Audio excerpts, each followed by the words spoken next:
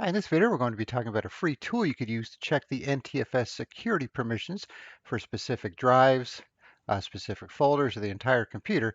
So it's called NTFS Permissions Reporter. So this is an older program, but it still works just fine in modern versions of Windows. So you could use it for free, even though they do have some higher up versions with some extra features. So if you go to their website here, you can see the single use license 149, site license 359, and down the line here. But you can use the basic version for free, which we're going to be using in this video. So I'll open it up. You'll need to be an administrator to run it. All right, so now you could scan the entire drive by clicking the one you want, or you could click on Add, scan a specific folder, scan a share, or import a directory list from a file. Then you could do the same, remove and manage. All right, so let's go ahead and scan, for example, the users folder.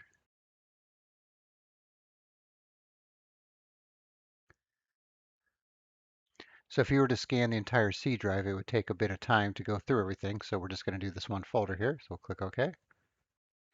You could also use some alternate credentials if you want to change the account you're running this with. All right, so we're going to click on Start here. And then you might see some of these errors here, which are okay. It's just it can't translate this security ID to a username, so that's going to be normal. And you can also right-click on it, copy the details if you want to research it, or copy the path, or copy the message, and do a little research in case you think it's something you need to address. All right, so as you can see, even scanning the user folder takes some time here. So let me pause the video and then be back when it's done, and we'll carry on. All right, so the scan is complete. So here are the permissions for the root folder, the users folder. You see administrator's full control. And then if you had some filters applied, you could see them here, and we're going to talk about those in a minute. So we have our security principal with the display name, the actual account name, the description, the security ID, type. Then we have access control. So we have the simple view here. So this applies to folder, subfolder, and files. And if we go to advanced view, we could see the additional permissions that go along with it. And if we go to users, for example, here's the simple view and the advanced view. And then you have the same information. All right, so let's go down to a specific folder here. Let's say we look at Steve, for example, here. So we can see that the administrators have full control. Steve has full control, and system has full control. And you can see the same information. And if you were to right click, you could open the folder in Explorer, for example. And you can see we don't have permission for this because we're not logged in as Steve, but we can continue and overwrite it since we're logged on with a local administrator. Then you can check out the properties, add to directory list, copy the path, the security ID, account name, and so on. All right, so if you want to see a different view, you could switch to table view.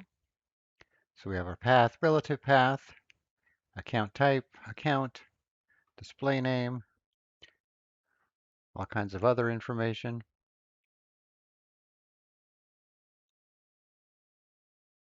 If you click on this link here, you could decide which columns you want to see. And performance and updates. So that might be a better way to look at it. All right, so let's check out some of these other options here. So filters, for example, if we click on this, so you can see it says filters can only be configured in the standard edition.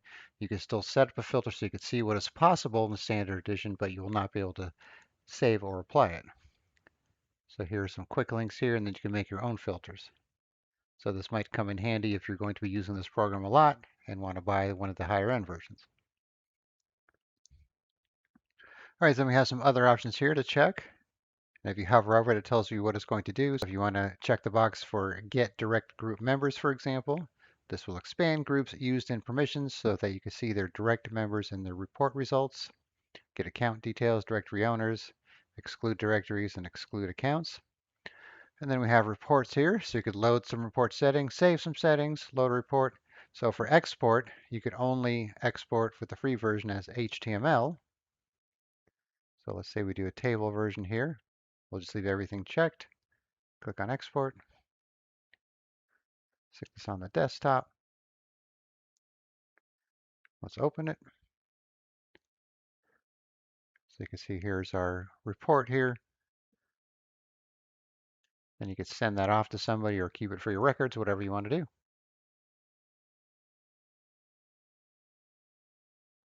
All right, then there are also some command line tools for config files. Make a new config file, edit the config file. I've not used these yet, so I'm not sure how well they work. So you might want to research it if you want to use something like this. And there's actually some help here with the arguments and some examples. And then we have the general help tab by itself here. So if you want to purchase it or enter your key after you buy it, check for updates and so on. And the file tab here has some other options that we've already seen. And then we have an options section here as well. So if you want to change the way it functions or looks, you could come in here and try some of these as well. All right, so like I said, it's a pretty nice program. So if it's something you're going to be doing on a regular basis, checking permissions to make sure everything's correct, it should definitely come in handy. It's probably not something you're going to be using on a regular basis unless you're some type of system administration, doing things over the network or working on a lot of computers. All right, so I will put a link in the description where you can download NTFS Permissions Reporter and you can try it out for yourself. All right, thanks for watching and be sure to subscribe.